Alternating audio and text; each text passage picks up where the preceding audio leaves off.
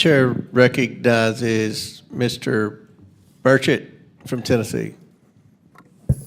Thank you, Mr. Chairman. Governor Waltz, you said that as long as you are governor, immigrants will be welcome in Minnesota. Do you find a difference between an immigrant and an illegal immigrant?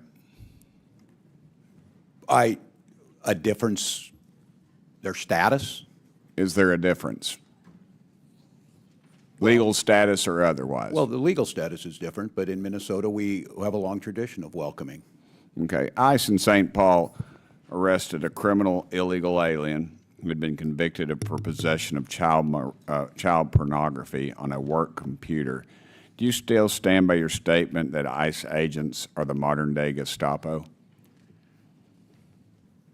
ICE agents need to do a job, but they need to do it within the realm of due process and the law, wearing masks, no notice of who they are, no notice of the vans, and picking people up off the streets without that due process.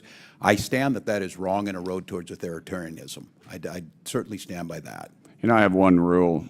I have a couple rules in my office, but one of them is never compare anything dealing with the Holocaust except for the Holocaust. I think that it desensitizes people about what really went on in Nazi Germany by making any comparisons there.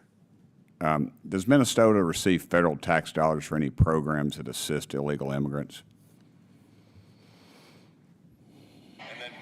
Minnesota's federal tax dollars are appropriated by you in Congress, and then we use state dollars under our laws. During the Biden administration, nearly $1.5 billion was sent to sanctuary states to pay for their illegal immigration policies, housing, health care. Governor Hochul, are crimes committed by illegal aliens preventable, in your opinion? Our law enforcement is highly trained in how to identify prospective perpetrators, but certainly we try to prevent crimes, and we also work to resolve them and make sure that if there's a crime committed, that people find their time in court and are incarcerated. That's how it's always worked. By definition, illegal aliens are unlawfully present in the United States. They should not be here in the first place to commit crimes. Don't you agree with that? It depends on the circumstances of coming over. I mean, there's civil violations, there's also criminals. So it's the federal government's determination on the status of an individual. But I mean, if they're not here, the crime's not going to be committed. I think if there was not they're not going to be here, ma'am, the crime is not going to be committed. If there was no one in our country, no crimes would be committed. I suppose you could say the same thing. A young man in my district whose family is very close to me lost their son to an illegal alien, and I can guarantee you if that illegal alien, if we'd followed the laws of the land and there'd been some enforcement, that young man would be here today. Well, let me ask you this. Why did your state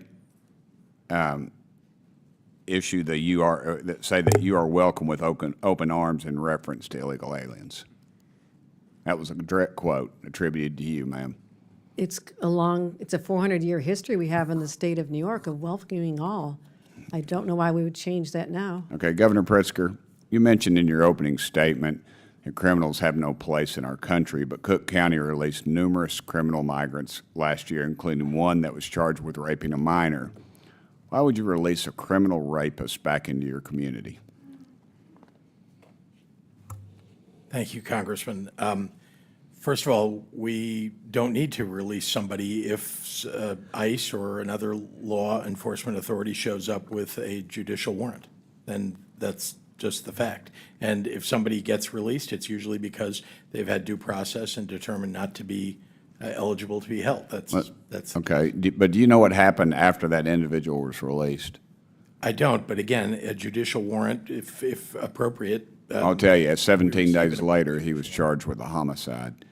And in Cook County, also released a migrant charged with domestic violence in August of 2024. Do you know what this individual was charged with 1 month later?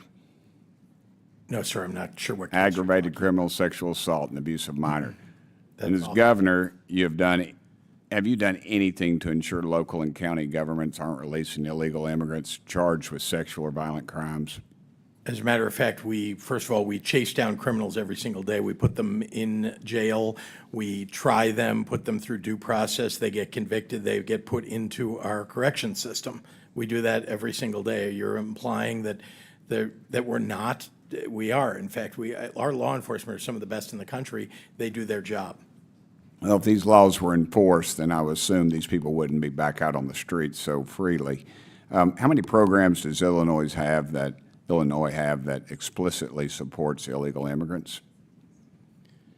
So we've created programs to deal with not illegal. I mean, we have one program that's related to undocumented people who are I'm out of time, They're but the most the vulnerable. answer is at least four. Health benefits for immigrants, HBIS, health benefits for immigrants, adults, HBI, retention of Illinois students, and equity, RISE is the acronym for that act, and the Illinois Dream Fund.